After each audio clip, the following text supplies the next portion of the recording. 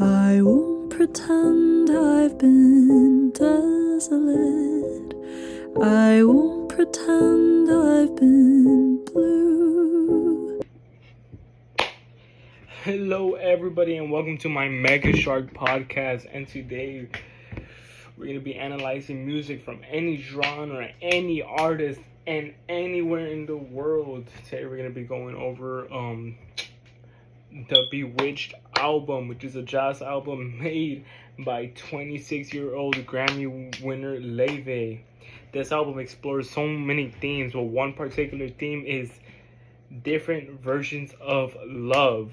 Several different versions of love that include loving yourself, loving an object or a place, or loving somebody else, as well as any other versions of love, but that's for later.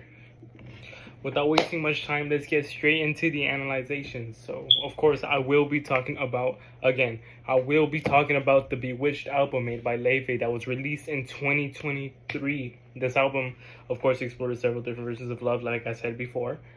And this album has several moods, but it mostly revolves around a relaxed mood due to her signature jazz and bossa nova style for her music. She also uses classical music in her songs, and this is gonna be the reason why the album Bewitched is full of experiences of love and why examples of love are significant towards a person's growth as a person or their mentality. One song that really calls to this is called Letter to My 13-Year-Old Self, which is looking at Leve's past and loving herself for who she is because she was bullied when she was younger and for being different. One lyrics that explores this version of self-love is, "But baby, you'll grow up and grow so tough and charm them." And I could play that real quick right now, which goes like this.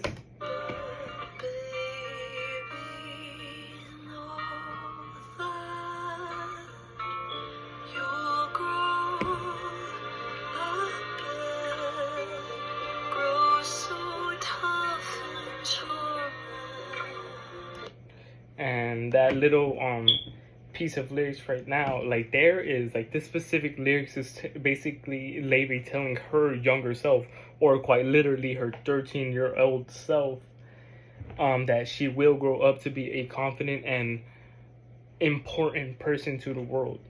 And it also shows that her version of self-love and acceptance as she grows up to be the person she is today, a famous artist who has millions of fans, and where she quite literally charmed them. And I pulled information from an article called Duke Article, which really goes into depth about every song that's from the Bewitched album. And they state that her song was more of a personal memory and a self-empowerment song, that after her traumatic childhood about being different in a school full of dominant white people, while her being the only Chinese Icelandic person. This matters because it shows she has a sense of self-love and acceptance.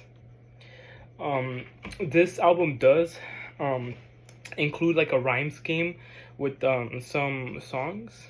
But however, not all of them have that same version because, again, it's more of a jazz album, so they kind of move bits and pieces around. Again, speaking about the songs that do have that kind of rhyme scheme, it would be a song called Serendipity. This song is about Leve finding someone that she loves, and lyrics that explores this is, "This time it's ticking and time just stops ticking when I have my arms around you for these clovers and lucky dimes, coincidences and cosmic signs." And I will be playing that right now. So the lyrics will be presented right now. This time it's ticking and time just stops ticking when I have my arms around you. 4-leaf clovers and lucky dimes, coincidences and cosmic signs. And that little lyrics right there, or that part of the album, it shows that there is a rhyme scheme towards the song. This rhyme scheme is explaining how she fell in love and the progression of how she fell in love with not only a person, but also the city that she was present in. This matters because it's like an example of like love with like not only a person that she was focused on, but in the place as a whole, the city as a whole. And this matters because it's an example of type of love which like the album is about, specifically about her falling in love with someone she finds valuable, which is the literal definition of serendipity. And like the valuable as well to the love for the city that like brought her that love. And according to the article, Granite Bay, like the person who wrote it, Emily Lau, Levy's new album bewitched us with magical modern jazz. And there is a link which I include in like a paper that I write. The song Serendipity itself is also a symbolism because the literal definition of the word serendipity is positive or a lucky event that happens only once. 4-leaf clovers and lucky dimes. You really don't find those as often as you would do. So which is why the word serendipity really just sits itself in there. The symbol that shows that she named her song after like a lucky event is because like she grew up in the city that she lives in, something like that. This can be proven in her lyrics that say, "Oh, how it thrilled me. I thank the big city." And I will be playing that right now. Give me 2 seconds.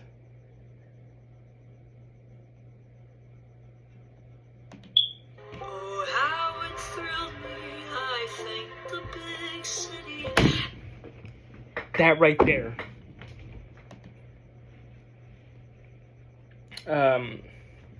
And this also is an example of voice inflection, which would be on the word serendipity, because she seems to elongate the word itself in order to really show that she found the person and the city valuable, which there is a part of it that says right here is, And all that I see is serendipity.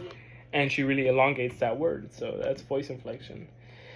The entirety of the Bewitched album has like many different versions of love that aren't limited to like just people themselves, and Levy shows her love for many things, such as the city and the time she spent there, and her love for her younger self that she didn't love when she was younger because she was different.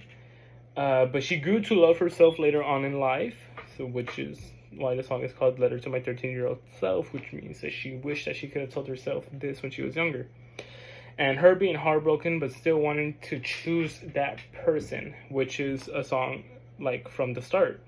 I will not be playing that right now because I don't want to.